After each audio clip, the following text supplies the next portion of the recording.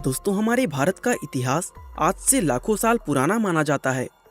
ये इतिहास इतना बड़ा है कि इसको प्राचीन, मध्ययुगीन और आधुनिक तीन अलग अलग श्रेणियों में रखकर देखा जाता है।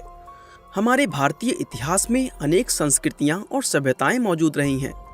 यही वजह है कि आज दुनिया भर के लोग हमारे इस इतिहास को जानने में रुचि रखते हैं।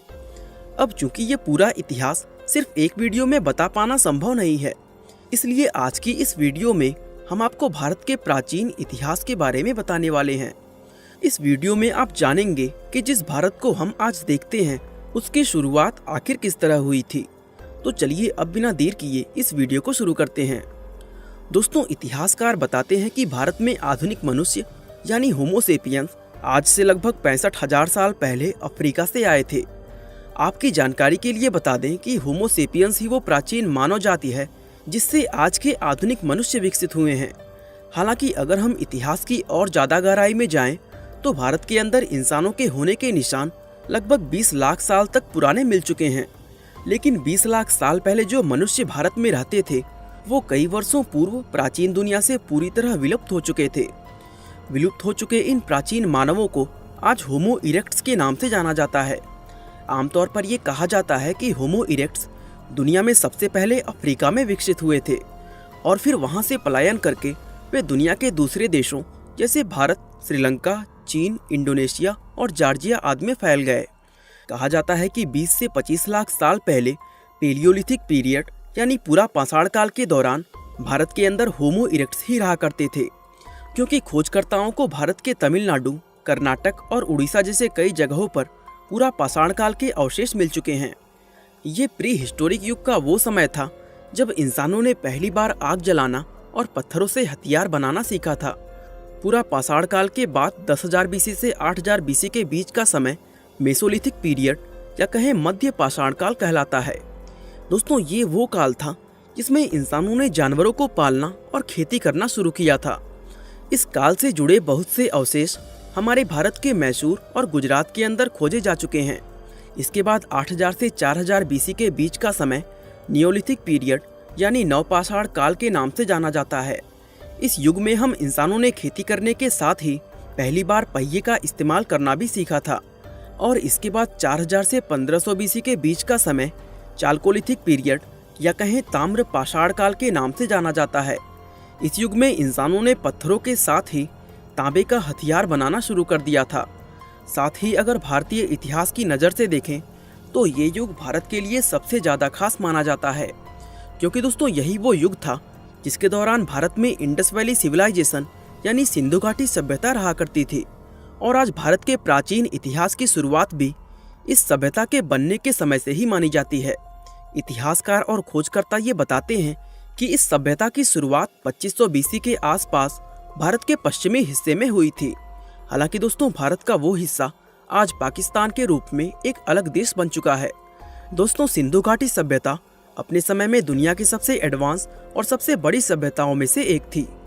हैरानी की बात यह है कि साल 1920 से पहले हम लोग इस सभ्यता के बारे में कुछ नहीं जानते थे।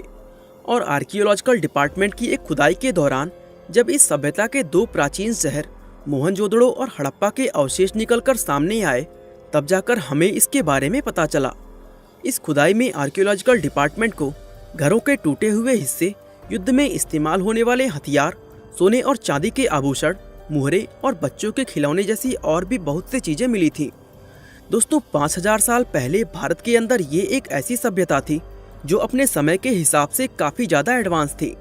दोस्तों, सिंधु घाटी एक शहरी सभ्यता थी जिसके अंदर मोहनजोदड़ो और हड़प्पा के साथ ही लोथल, कालीबंगा, बनवाली और आलमगीरपुर जैसे कुल 10 शहर हुआ करते थे। इन सभी शहरों में सबसे बड़े और मुख्य शहर मोहनजोदड़ो और हड़प्पा को माने जाते थे, क्योंकि ये उस समय सिंधु घाटी सभ्यता के अंदर व्यापार का मुख्य केंद्र हुआ करता था।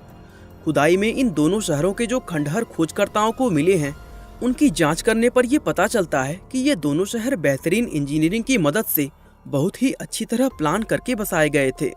साथ ही इन शहरों की देखभाल और रखरखाव का काम भी काफी अच्छे ढंग से किया जाता था। दरअसल इन शहरों में लोगों के लिए एक चौड़ी सड़कें और साफ सफाई के लिए एक अच्छा सीवर सिस्टम बनाया गया था। इसके अलावा यहाँ पर लोगों के लिए पक्की ईंटों के मकान बनाए गए थे जो 2 मंजिले तक ऊंचे होते थे। हड़प्पा के लोग अनाज उगाना बहुत अच्छी तरह जानते थे और इन चीजों को उगाकर वे अपने लिए भोजन जमा करते थे। खुदाई में मिले कुछ सबूत इस बात की तरफ इशारा करते हैं कि वे लोग सूती और ऊनी कपड़े पहना करते थे। बताया जाता है कि 1900 से 1500 बीसी के बीच इस सभ्यता का अंत हो गया था। इसके अंत होने के कारणों पर बहुत से एक्सपर्ट्स एक दूसरे से सहमत नहीं होते हैं। अलग अलग एक्सपर्ट्स इस सभ्यता के विलुप्त होने के अलग अलग कारण बताते हैं। इसमें भूकंप, बाढ़, युद्ध, आक्रमण और महामारी जैसी घटना शामिल है। दोस्तों, भारत में सिंधु घाटी सभ्यता के बाद एक नई सभ्यता का विकास हुआ। उसको आज हम वैदिक सभ्यता के नाम से जानते हैं। इस सभ्यता का नाम वैदिक इसलिए रखा गया क्योंकि इस समय की मुख्य जानकारी हमें वेदों से प्राप्त होती है। आपकी जानकारी के लिए बता दें कि वेद प्राचीन भारत में लिखे गए हिंदू धर्म के बुनियादी धर्मग्रंथ माने जाते हैं। दरअसल 2000 बीसी से 1500 बीसी के बीच आर्य सेंट्रल एशिया से भारत के अंदर आए थे। दोस्तों, आर्यों की भाषा संस्कृत हुआ करती थी और उन्होंने ही भारत में वैदिक सभ्यता की शुरुआत की थी। ये सभ्यता सरस्वती नदी के किनारे के क्षेत्र में विकसित हुई थी, जिनमें आज भारत के पंजाब और हरियाणा राज्य आते हैं। आज इस वैदिक काल को 2 अलग अलग हिस्सों में बांटकर देखा जाता है। इसका पहला हिस्सा पूर्व वैदिक काल कहलाता है, जिसकी अवधि 1500 बीसी से 1000 बीसी तक मानी जाती है, और इसके दूसरे हिस्से को उत्तर वैदिक काल कहते हैं, जो 1000 बीसी से 600 बीसी तक रहा था। कहा जाता है कि आर्यों ने ही सबसे पहले लोहे की खोज की थी। इस सभ्यता में व्यापार के लिए बार्टर सिस्टम का इस्तेमाल किया जाता था, यानी अगर किसी व्यक्ति को कोई चीज खरीदनी होती थी तो वो उसके बदले में दुकानदार को अपनी कोई चीज देता था। इसी तरह लोग एक दूसरे के साथ चीजें बदलकर व्यापार किया करते थे। दोस्तों, भारत के अंदर जैन और बौद्ध धर्म का प्रसार वैदिक सभ्यता के दौरान ही शुरू हो गया था। दरअसल जैन धर्म के प्रसार की शुरुआत करने का श्रेय भगवान पार्श्वनाथ को जाता है, जो जैन धर्म के 23वें तीर्थंकर माने जाते हैं।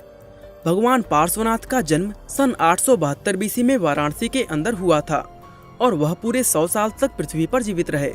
इसके बाद 772 बीसी में पारसनाथ पर्वत के सम्मेत शिखर पर उन्होंने मोक्ष की प्राप्ति की। भगवान पार्श्वनाथ के बाद पृथ्वी पर भगवान महावीर का जन्म हुआ, जो जैन धर्म के 24वें तीर्थंकर माने जाते हैं। भगवान महावीर का जन्म आज से करीब 2500 साल पहले सन 599 बीसी में कुंडलग्राम नाम की एक जगह पर हुआ था। 30 साल की उम्र में भगवान महावीर ने राजपाट त्याग कर संन्यास धारण कर लिया था और 12 साल तपस्या करने के बाद उन्हें ज्ञान की प्राप्ति हो गई थी। कई साल तक लगातार जैन धर्म का प्रसार करने के बाद सन 527 बीसी में पावापुरी नाम की एक जगह पर उन्हें मोक्ष की प्राप्ति हुई। इसी समय दोस्तों, गौतम बुद्ध का जन्म सन 563 बीसी में नेपाल के अंदर लुम्बिनी नाम की जगह पर हुआ था। उनके पिता का नाम शुद्धोधन था, जो शाक्य कुल के राजा थे, और उनकी माता का नाम महामाया था, जिनकी मृत्यु उनके जन्म के 7 दिन बाद ही हो गई थी। यही वजह थी कि गौतम बुद्ध का पालन पोषण उनकी मां की छोटी बहन महाप्रजापति गौतमी ने किया था। दोस्तों, गौतम बुद्ध 29 साल की उम्र में अपने नवजात बेटे राहुल, पत्नी यशोधरा और अपने राजपाट को त्याग कर ज्ञान की खोज में जंगल चले गए थे और कई साल कठोर तपस्या करने के बाद आखिरकार उन्हें ज्ञान की प्राप्ति हुई और वह गौतम बुद्ध से भगवान बुद्ध बन गए। आज दुनिया भर में फैला हुआ बौद्ध धर्म उन्हीं की शिक्षाओं पर आधारित है। कई साल तक लोगों को शिक्षाएं देने और बौद्ध धर्म का प्रसार करने के बाद सन 483 बीसी में उत्तर प्रदेश के कुशीनगर में उनका निधन हो गया। दोस्तों, भारत के अंदर 600 बीसी के आसपास बड़े बड़े साम्राज्यों के बनने और शहरीकरण की शुरुआत हो गई थी और ये बदलाव धीरे धीरे लोगों के अंदर से वैदिक रूढ़िवादी विचारधारा को खत्म कर रहा था। साथ ही भारत में बौद्ध और जैन धर्म के कारण शुरू हुआ श्रवण मूवमेंट भी वैदिक कल्चर के लिए काफी नुकसानदेह साबित हुआ और इन सब का नतीजा ये हुआ कि 500 बीसी तक आते आते वैदिक सभ्यता का अंत हो गया। इस सभ्यता के बाद भारत में महाजनपद का दौर शुरू हुआ, जो 500 बीसी से 345 बीसी तक रहा था।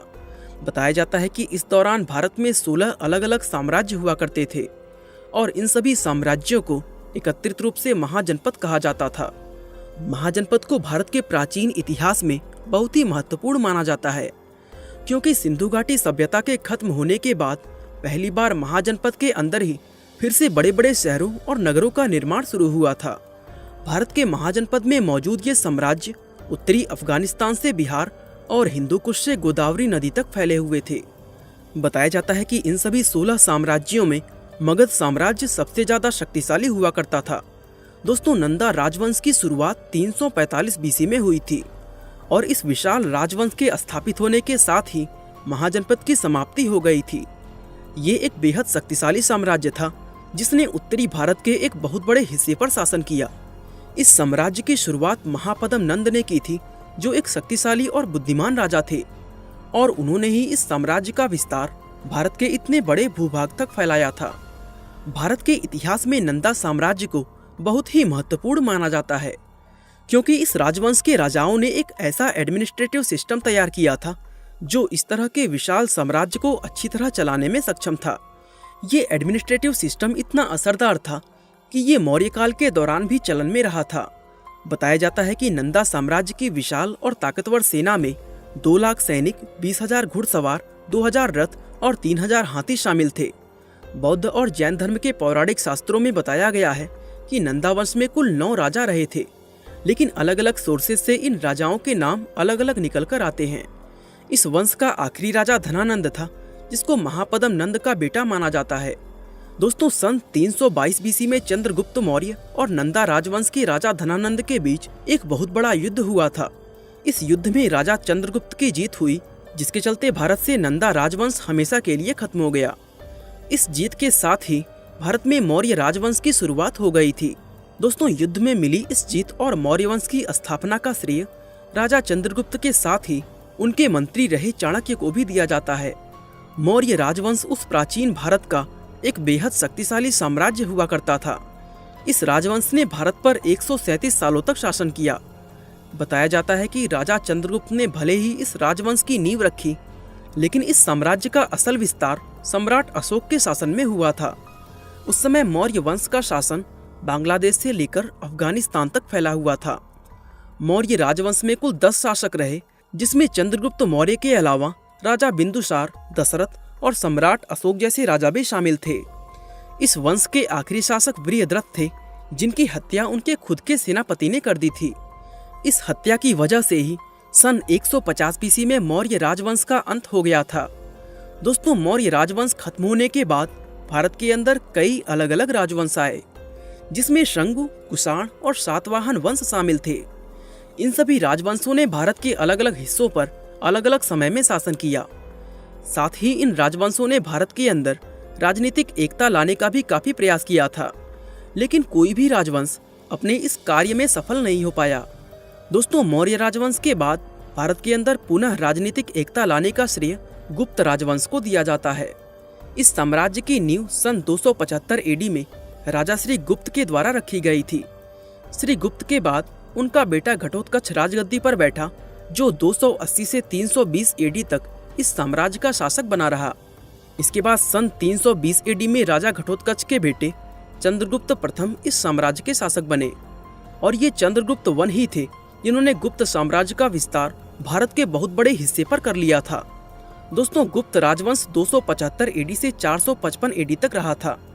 आज बहुत से इतिहासकार इस काल को भारत का स्वर्ण युग कहकर बुलाते हैं, क्योंकि इस राजवंश के दौरान भारत ने विज्ञान, टेक्नोलॉजी, इंजीनियरिंग, कला, भाषा, साहित्य, गणित और फिलॉसफी आदि के क्षेत्रों में बहुत महत्वपूर्ण तरक्की की थी। सन 455 एडी में राजा स्कंदगुप्त की मौत होने के बाद ये राजवंश धीरे धीरे कमजोर होना शुरू हो गया और लगभग 100 सालों में ये पूरी तरह समाप्त हो गया। दोस्तों, भारत में गुप्त राजवंश के खत्म होने के बाद चालुक्य वंश सत्ता में आया था। यूँ तो भारत के इस प्राचीन इतिहास में चालुक्य वंश भी बहुत ज्यादा महत्वपूर्ण और प्रसिद्ध माना जाता है, लेकिन इससे कहीं ज्यादा महत्वपूर्ण हर्षवर्धन वंश था, जो कि साल 606 एडी में स्थापित हुआ था। इस वंश के संस्थापक पुष्यभूति को माना जाता है, जिन्होंने इसकी शुरुआत हरियाणा के अंबाला जिले में आने वाले थानेश्वर नाम की जगह से की थी। यही वजह है कि आज इस राजवंश को पुष्यभूति राजवंश के नाम से भी जाना जाता है। इस वंश में कुल 3 राजा हुए, जिनमें हर्षवर्धन आखिरी और सबसे महान राजा माने जाते हैं, क्योंकि राजा हर्षवर्धन के शासन में ही ये राजवंश अपने शीर्ष पर पहुंचा था। बताया जाता है कि हर्षवर्धन का ये साम्राज्य आज के जमाने के असम से लेकर दक्षिण दिशा में नर्मदा नदी तक फैला हुआ था। सन 647 एडी में राजा हर्षवर्धन की मौत हो जाने के बाद ये वंश पूरी तरह समाप्त हो गया था और हर्षवर्धन वंश के इस अंत को भारत के प्राचीन इतिहास का अंत भी माना जाता है। दोस्तों, इसी तरह अगर आप भारत के मध्यकालीन इतिहास को जानना चाहते हैं तो कमेंट सेक्शन में हमें कमेंट करके ज़रूर बताएं। बाकी आज के लिए बस इतना ही। वीडियो अच्छा लगा तो लाइक, शेयर और चैनल को सब्सक्राइब करना बिल्कुल ना भूलें। आपका बहुमूल्य समय देने के लिए बहुत बहुत धन्यवाद।